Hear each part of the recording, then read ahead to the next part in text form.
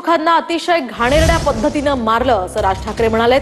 खंडणीला विरोध करण्याचा विषय होता, मात्र वंजाऱ्यानं मराठ्याला मारलं असं लेबल लावलं गेलं असंही राज ठाकरे यावेळी म्हणाले।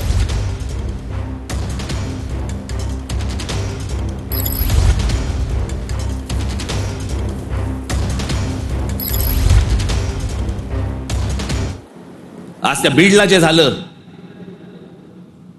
ते संतोष देशमुख काय बिचारे, त्यांना काय किती घाणेरड्या पद्धतीने मारावं। ते जे काय वाल्मिक कराड आणि जी काय नावं येत आहेत त्यांची, हे सगळ्या खंडण्या